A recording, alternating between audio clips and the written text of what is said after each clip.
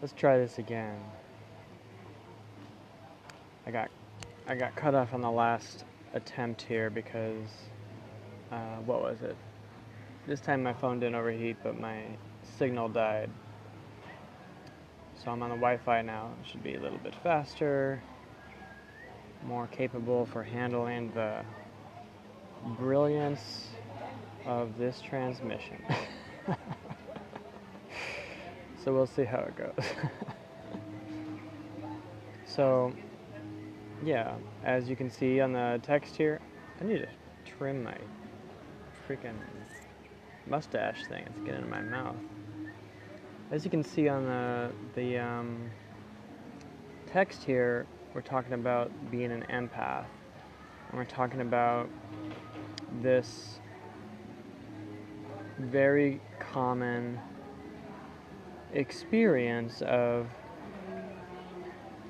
I can't do this kind of thing because I'll get overwhelmed, I'm an empath. Or, I've even been in a relationship where my partner at the time couldn't be in the same room as someone, feeling emotions without taking them on herself, because she identified as an empath and she was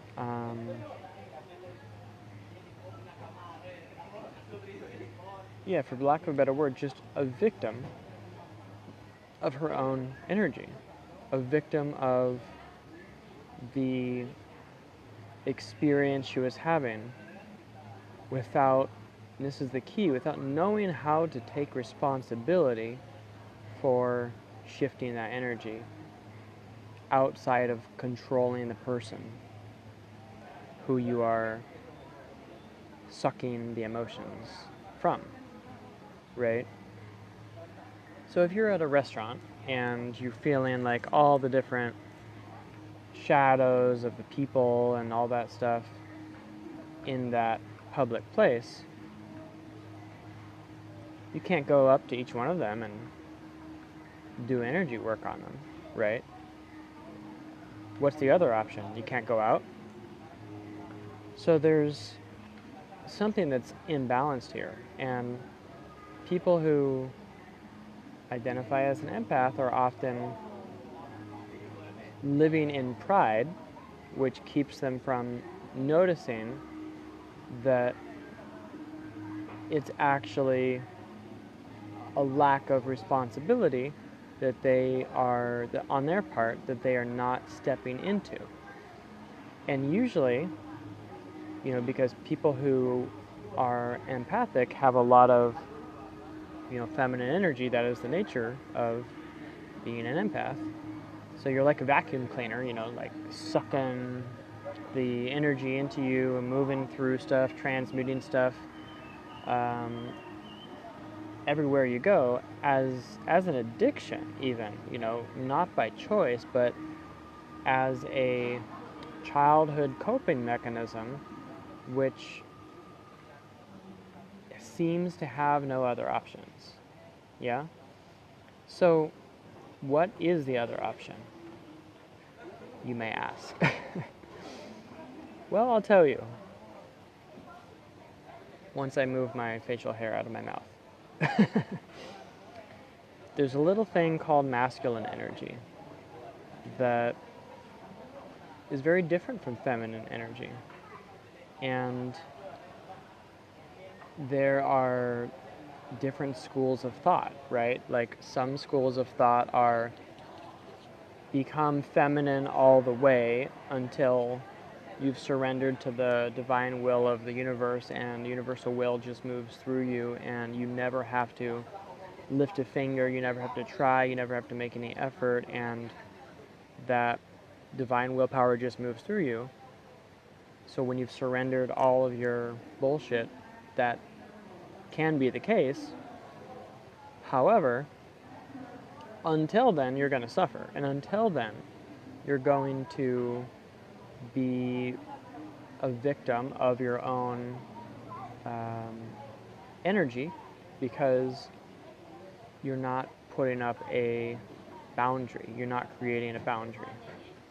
And so if we want to actually be able to live in the world, hey Mikhail, if we want to actually be able to enjoy ourselves and do things, get things done, and move around and make decisions, it's going to require some masculine energy. It's going to require a little bit of trying, a little bit of effort, a little bit of pushing, a little bit of challenging yourself. Yeah? And it's not comfortable all the time. It's not supposed to be comfortable. It's like, you know, to some people, a challenge is going into a relationship and being really transparent and sharing about your feelings and opening up, right? To other people, a challenge is running a marathon and pushing and determining, you know, what you're capable of and deciding, I'm going to do this. Reminds me of when I was a kid and I loved jumping up stairs. It was an interesting challenge for me because I noticed this sort of phenomenon. Hey Dale. I noticed this phenomenon of if there were like 5 stairs, I would summon all my strength and I could do it. Boom, jump up the stairs. And then if there were 6 stairs, I could summon all my strength and then I could do it. Boom. And what was interesting is I noticed on the 5 stairs, because I set the bar that high, it felt like that's all I could do. It felt like that's what I'm capable of. And then when there's 6 stairs, that felt like it's all I could do. That felt like all I was capable of. And then it went up from there. And, you know, I could even do probably, I think I've done like 9 stairs at once or something. And it always feels like the maximum because that's how high I set my bar. And this is the nature of summoning our masculine energy, is being able to have a vision and own it, claim it, and do it, right? And this is essentially what I call the father field, or the divine father energy that wants to run through us, that a lot of people who identify as an empath are resistant toward, and because of childhood coping mechanisms have made wrong and have glorified in an imbalanced way only one side of the energy spectrum, and only glorified the, you know, what is truly beautiful, the surrendering, the play, the letting go, all the stuff that comes with really beautiful femininity. Nothing is wrong with that. It's incredible. It's like how I do half of my life, how I do half of my work, you know? But if that is everything to somebody, you know, that is what we call imbalance. And at the end of the day, when you're creating balance, gender is not even that much of an issue, right? So for me, I have about 50-50. You know, I happen to have male body parts and, you know, this really strong muscles. But I still have about 50-50 energy, and I still have access to flowing into my feminine, flowing into my masculine equivalent in equivalent ways. Lots of women in my life, lots of women in the world have much more masculine energy than I do.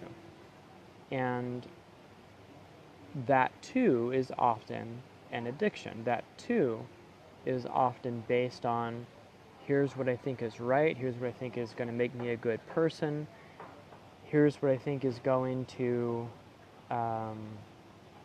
get stuff done so that I can feel safe, so that I can sleep at night, right? People have their, unconscious and conscious reasonings for running certain types of energy habitually, and then they name themselves after that. So a person who runs a lot of masculine energy, a woman maybe who runs a lot of masculine energy, might identify as like, boss babe or whatever I don't really know the term, but like a CEO lady. And then a woman who runs a lot of feminine energy might identify as an empath or a healer. And it's not that these aren't true, but it's that, does it create suffering? Does it allow for the full expression of your possibility? If you're not challenging what kind of energy you can run simply because it might be foreign to you or it might be uncomfortable, it's creating unnecessary limitations, and it's not allowing the full expression of your soul. And this is what leads to autoimmune issues, and this is what leads to codependency, which I made a video about yesterday. And this just leads to all the bullshit that we are wanting to leave behind. So look at it this way, because someone really wanted to understand the abundance of feminine energy issue on the Facebook comments from this thread that I was, thanks Mikkel, from the thread that I was talking about this empath issue earlier today. And so look at it like this.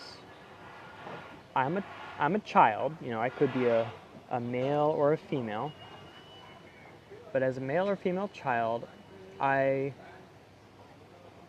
have a parent who is clearly suffering, okay? Hey Courtney, and hey Sonia.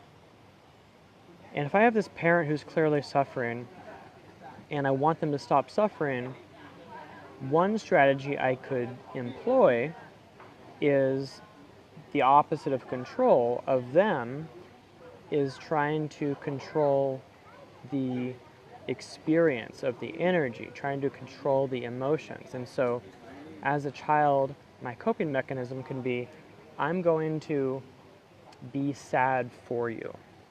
I'm going to be angry for you. I'm going to move the energy that you don't know how to move. This is what children are best at, is mimicking the energy of adults so that the adults become conscious of what they're feeling, because most adults don't realize when they're feeling something, or what they're feeling, or how long they've been feeling it, or what their soul is trying to get them to do. Like most adults are just not aware of the energies that are wanting to move through them, because they're so stuck in the habitual loops of their minds that they don't take the time to tune in energetically and feel what's actually happening. So this is what kids are so great at, and then people call kids bad kids or bad-tempered, or what are the other words? You're being ornery. Well, your stuckness is being ornery, and I'm the kid who's mimicking it, right? So kids are showing the adults what they're actually doing. And then that creates a coping mechanism, it creates a pattern, and then kids turn into teenagers, and teenagers turn into adults, and then in their older years, they're still employing the same strategy in order to fit into community, in order to experience belonging. And so they have this habit of taking on other people's emotions. And then if you look at the opposite side, there's another childhood strategy, which I won't get into since that's not what this video is about, which is putting emotions on other people as the opposite method of control. And so, of course, those are the types of people, you know, the narcissists, those are the type of people who the empath will look for and attract, because that's going to feel like home. It's going to feel like childhood. It's going to feel familiar, which to the mind is safe, even though to the body it's not safe, but the self-worthiness doesn't believe safety is actually an option, or that one deserves that safety. And so it creates this habitual taking on people's energy, finding ways to move it out, taking on people's energy, finding ways to move it out. It's a never-ending cycle, and it does take you deeper and deeper and deeper and deeper, deeper into your heart space. And so it does provide an actual healing. It does provide actual value. It is an actual path. You know, this is the path that Osho talks about, which is like, you know, surrender is the only way to go. But then there's other teachers who are very masculine and like willpower is the only way to go, you know? So there's all of these different ways of approaching the same truth of the soul, and by doing it in only one way, it creates limitations, it creates stuckness, it creates false identities, it creates bullshit, right? And the more we are deluding ourselves into these personas of, well, I'm spiritual, or I'm an empath, or I can only do this, or I feel this everywhere I go, or I blah, blah, blah. Like, creating these limitations is stopping us from living, and is stopping us from experiencing the genius that we are truly capable of if we actually take the time to dive into who we think we're not, right? Because if we think we're not something, then it's very likely that thing that we think we're not has a lot of energy frequencies that we don't allow ourselves to have access to, because that would not be us. Not be us. Yeah? So this is what I do in my work with people. Let's say someone is like addicted to being a good person. I'm addicted to being a good boy. I want to behave for everybody. I don't want to piss off my partner. I don't want to piss off my boss, blah, blah, blah. So what I would do in a case like that with my healing work, if you want to call it that, is tuning into the opposite perspective and tuning into what's actually possible when you let go of that persona and take on a different role. So it's basically role-playing work. So play the role of your boss and be as evil as possible. I'm going to have you come to work today, and you're going to do every last thing that I want you to do, and I'm going to spank you as you go ahead and do it, and I'm going to cover you in glitter while I whip your ass on the computer. And don't press the letter E, because every time you press the letter E, I'm going to give you another whipping.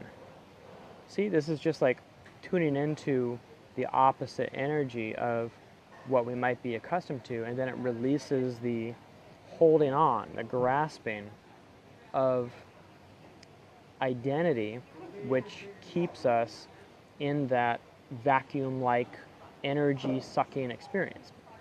And this is an interesting thing to say, but identifying as an empath can actually cause someone to become what they would call like an energy vampire, because you're literally sucking everyone's emotions out of them, and then you're complaining about them. So it's like, oh God, my body feels so bad because I just sucked all that painful emotions out of you, and now I don't know what to do with myself. Well, yeah, that's what happens when you do things that hurt. It hurts. You know, what'd you expect? So now you're sucking my attention because you sucked my pain, and no one's happy. So learn how to create a boundary in the first place. learn how to say no, learn how to change your energy so that you can be in a masculine state so you don't have to habitually take on everyone's bullshit around you.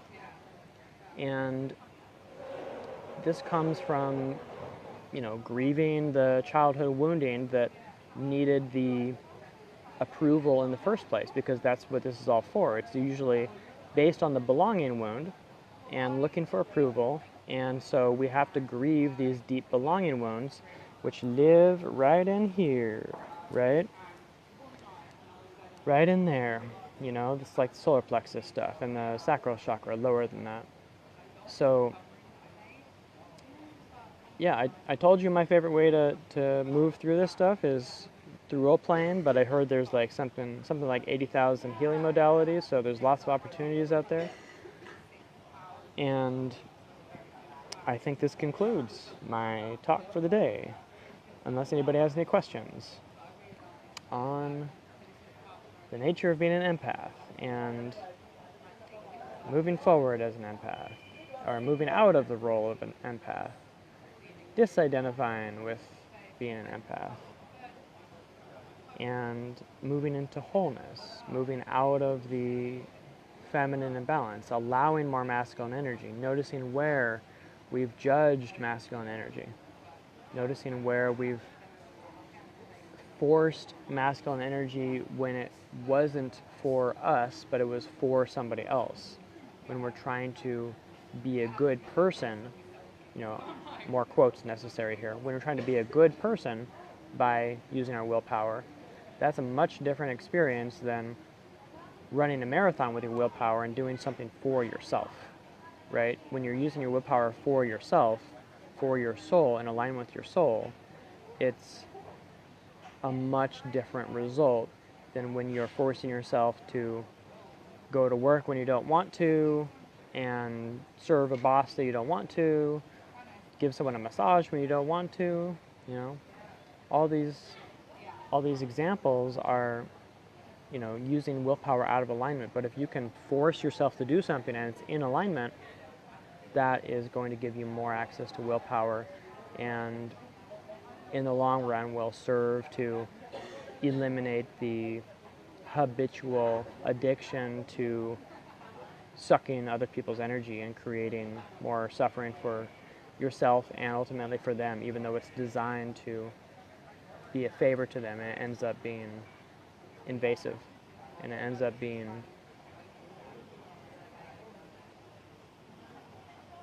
an attention getter and a call for help. Boom. So yeah, it looks like there are no questions. Thank you so much, Dale and Courtney, and anybody else here who I can't see. Hannah, I think, is here. Thank you for sharing time with me, and happy to answer any other questions in text about if you want to leave a comment or anything.